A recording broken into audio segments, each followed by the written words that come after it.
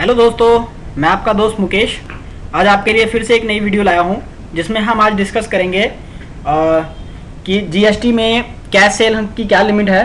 तो दोस्तों मैं यहां पे आपको बता दूं कि जीएसटी में कैश की सेल करने की कोई लिमिट नहीं है। हाँ, यहां पे कुछ प्रोविज़न ज़रूर है डायरेक्ट टैक्स से, इनकम डायरेक्ट टैक्स से, जो हमें बाउंड करते हैं कैश सेल्स को करने के लिए। तो दोस्तों यहाँ पे हम आज जानेंगे कि कौन कौन सी कंडीशन होती हैं जहाँ पे हमें कैश लेना है और नहीं लेना है, और कितना कैश लेना चाहिए। तो दोस्तों यहाँ पे जो है इनकम टैक्स के जो रूल हैं अप्लाई होते हैं। तो पहला रूल जो है वो मैं आपको बता देता हूँ। देखिए, पहला रूल है, जो सेक्शन है वो सेक्शन है 40A कैपिटल 3 के अंडर। ठीक है, ये क्या कहता है दोस्तों, इसमें क्या हुआ था, इसमें ना 2017-18 मतलब फाइनेंशियल ईयर 17-18 में कुछ अमेंडमेंट की गई थी इस बजट में। जब बजट आया था तो उसमें जो अमेंडमेंट की गई थी उसमें कुछ पॉइंट रखे गए थे, जो मैं आपको पॉइंट यहाँ से डिस्कस कर देता हूँ। देखिए, पहले जो क्या था, पहले जो लिमिट थी हमें कैश पेमेंट करने की वो 20,000 की थी और उसे घटा के 10,000 कर दी गई। ठीक है, यानी आपको किसी एक व्यक्ति से एक दिन में आप 10,000 से ज़्यादा की पेमेंट नहीं ले सकते हैं। ठीक है, दूसरा, यदि आप ऐसा करते हैं तो वो जो एक्सपेंस हुआ वो आपको अलाउ नहीं किया जाएगा जब आप टैक्स कैलकुलेशन करेंगे। ठीक है, तो इससे क्या होगा, जब वो एक्सपेंस आपको अलाउ नहीं किया जाएगा तो वो आपका बिजनेस का इनकम मानी जाएगी। ठीक है, और वो एक्सपेंस में से कम नहीं होगी, तो आपका जो प्रॉफिट है वो 10,000 रुपये बढ़ जाएगा। ठीक है ना, क्योंकि वो आपका एक्सपेंस जो है वो उसमें से कम नहीं होगा। तो इस पॉइंट में क्या होगा, जो आपका इनकम बढ़ा हुआ है उस पर आपको टैक्स देना पड़ेगा। ठीक है, तो इसी प्रकार दूसरा प्रोविजन भी है, वो क्या कहता है वो भी मैं आपको बता देता हूं। उसमें कहता है कि अगर कोई एक्सपेंडिचर पिछले साल किया है, ठीक है, पिछले साल में आपने कोई एक्सपेंस कर दिया और उसकी पेमेंट आप इस साल कर रहे हैं, वो भी एक दिन में 10,000 से ज़्यादा और एक ही व्यक्ति को, तो उस केस में क्या होगा, वो जो पेमेंट है वो अगले साल की इनकम मान ली जाएगी। मतलब जिस साल आप पेमेंट कर रहे हो उस साल की आपकी इनकम मान ली जाएगी और उस पर आपको टैक्स देना पड़ेगा। ठीक है, ये दोनों चीज़ें तो समझ लग गई। ये थी कैश की पेमेंट करने की। ठीक है, तो आगे का मैं बताता हूं अब कैश सेल्स का क्या होगा, तो उसके बारे में हम डिस्कस करेंगे। पहले थोड़ा सा और डिस्कस कर लेते हैं इसके बारे में। तो दोस्तों यहाँ पर ध्यान रखना क्या है, यहाँ पर खर्च करने की जो लिमिटेशन दी गई है सिर्फ 10,000 रुपये दी गई है।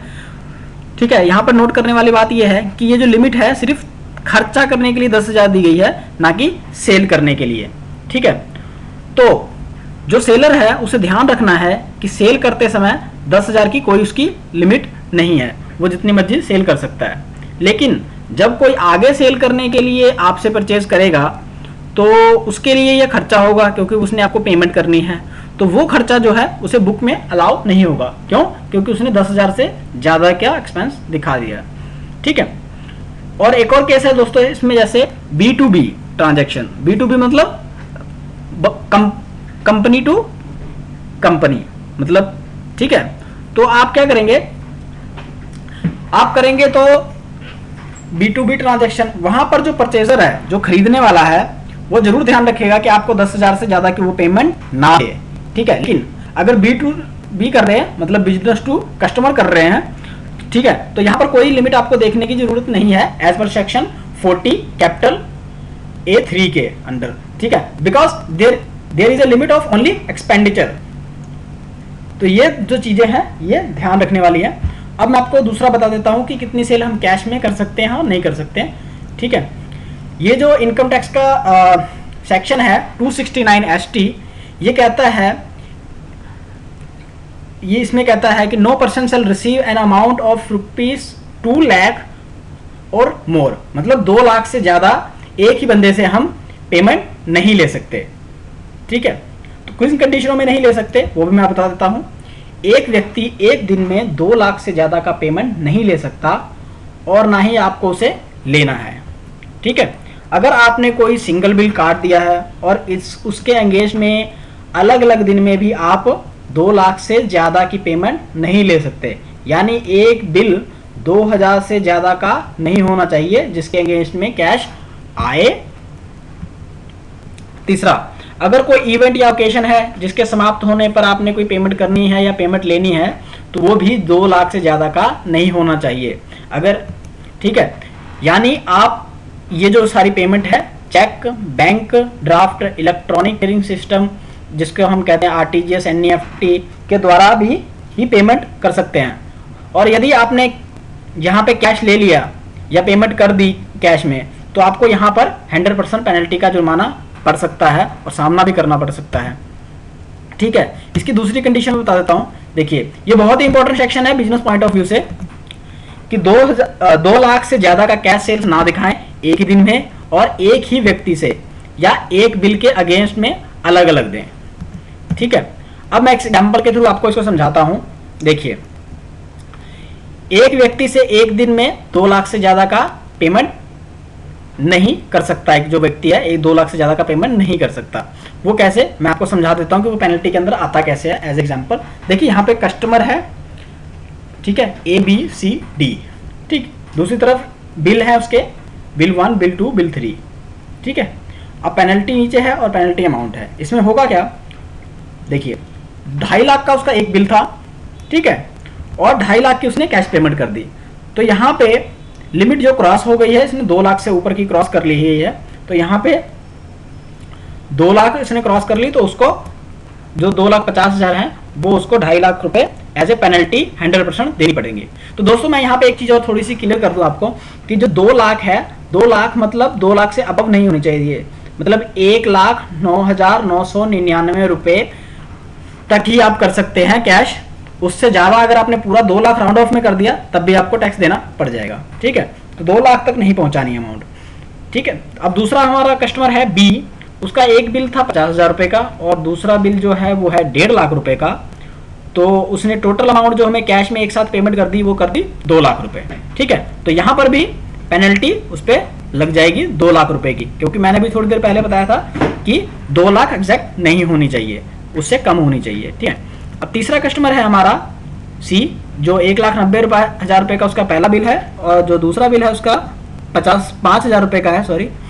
तो दोनों मिलाकर उसकी पेमेंट होगी 1,95,000 रुपए और वो हमें कैश में पेमेंट कर देता है। तो यहाँ पे कोई पेनल्टी नहीं लगेगी, क्योंकि जो ये 1,95,000 है 2 लाख की लिमिट को क्रॉस नहीं करता है। ठीक है, तीसरा हमारा कस्टमर है D, उसका एक बिल है 1 लाख रुपए का, दूसरा बिल है 25,000 रुपए का, तीसरा बिल है 85,000 रुपए का। इन तीनों की पेमेंट वो एक साथ कर देता है 2,10,000 रुपए कैश में। तो यहाँ पे दोस्तों 100% पेनल्टी जो है उस पर लागू हो जाएगी और उसे 2,10,000 रुपए पेमेंट करनी ही पड़ेगी।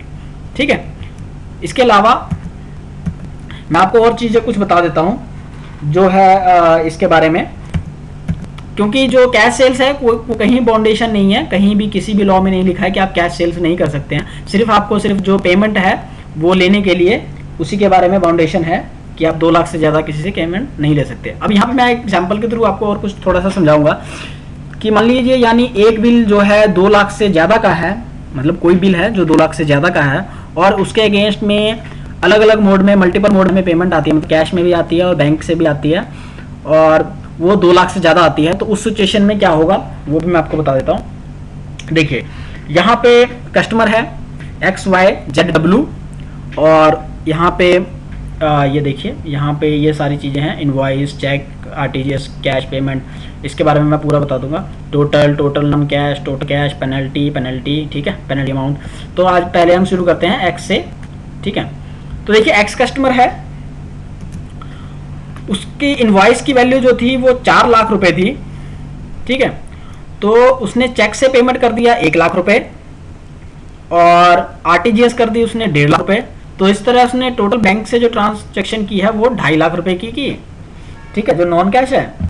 तो और उसके बाद बची हुई जो पेमेंटें थी उसने अलग अलग डेट में 50-50 हज़ार करके 3 बार दे दी। ठीक है, तो वो हो गई 1.5 लाख रुपए। तो यहाँ पे कैश की जो लिमिट है वो क्रॉस नहीं हुई है 2 लाख रुपए, इसलिए जो इसका पेनल्टी अमाउंट है वो 0 रहेगा, इस पर कोई पेनल्टी नहीं लगेगी। अब XY कस्टमर पे हम चलते हैं। Y कस्टमर देखिए, वो 4 लाख रुपए का उसका बिल था, उसने चेक के द्वारा पेमेंट कर दी 1 लाख रुपए। ठीक है, और 1 लाख रुपए यहाँ आ गए चेक के थ्रू, और उसके बाद उसने 1 लाख रुपए 3 लाख रुपए अलग अलग डेट में कैश उसने यहाँ पे हमें दिया। तो यहाँ पे उसने 3 लाख रुपए कैश में दे दिया। तो यहाँ पे 100% पेनल्टी उस पर आ जाएगी, क्योंकि उसने 2 लाख रुपए की लिमिट पूरी क्रॉस कर दी है। ठीक है, अब हम तीसरे कस्टमर पे आते हैं, जो कस्टमर है जेड। अब जो जेड कस्टमर है उसका भी बिल था 4 लाख रुपए का, उसने पेमेंट 1.5 लाख रुपए की चेक के थ्रू कर दी, आरटीजीएस उसने 1.5 लाख रुपए एनईएफटी के थ्रू कर दी। बाकी जो बचा लाख रुपए, सॉरी उसके बाद इसने ये जो सारी पेमेंट कर दी उसने 1.5 लाख रुपए, 1.5 लाख रुपए बैंक के थ्रू, वो 3 लाख रुपए हो गई। उसके बाद उसने जो कैश पेमेंट बची 70,000 और 30,000, उसने 1 लाख रुपए कैश में दे दी। तो यहाँ पे भी उसने कोई लिमिट क्रॉस नहीं की, तो यहाँ पे भी उस पर कोई टैक्स नहीं लगेगा और ना ही पेनल्टी लगेगी। ठीक है, चौथा कस्टमर है अपना डब्लू। तो डब्लू ने क्या, उसका बिल था 4 लाख रुपए का, उसने 2 लाख रुपए की चेक की पेमेंट कर दी, और जो 2 लाख रुपए की कर दी, और जो 2 लाख रुपए आ गए हमारे पास। उसके बाद उसने बाकी जो बची रकम थी 2 लाख रुपए, उसने एज ए कैश में दे दिया। तो कैश यहाँ पे 2 लाख रुपए लिमिट क्रॉस कर रहा है, तो इसलिए इसे 100% यहाँ पे पेनल्टी देनी पड़ेगी। मैंने पहले भी बताया था 2 लाख का मतलब ये नहीं है कि 2 लाख पूरी, 2 लाख का मतलब है 1,09,999 रुपये। ठीक है, सॉरी 1,99,000 ऐसे अमाउंट आनी चाहिए। अगर ऐसे बिल्कुल राउंड ऑफ में 2 लाख आ जाएगी तो यहाँ पे आपको पेनल्टी देनी ही पड़ेगी। ठीक है, तो ये थी जो मैं आपको चार्ट आपको समझाया मैंने अभी तक। इसके अलावा दोस्तों मैं आपको 2 चीज़ें बता दूं कि आपको ये चीज़ें याद रखनी है कि आपको किसी भी हालत में किसी भी कस्टमर से एक दिन में 2 लाख से ज़्यादा का कैश नहीं रिसीव करना है। ठीक है, और दूसरा आपने 10,000 से ज़्यादा की पेमेंट किसी को नहीं करनी है सिंगल डे में एक ही पर्सन से। अगर आपने सिंगल डे में एक ही पर्सन से 10,000 से ज़्यादा की पेमेंट अगर कस्टमर को कर दी, तो वो जो 10,000 से ऊपर की आपने अमाउंट की है, 10,000 रुपये आपका जो है वो उसमें खर्चों में इंक्लूड नहीं होगा और आपको बढ़े हुए अमाउंट पे ही टैक्स देना पड़ेगा। ठीक है दोस्तों, तो शुक्रिया इस वीडियो को देखने के लिए, धन्यवाद।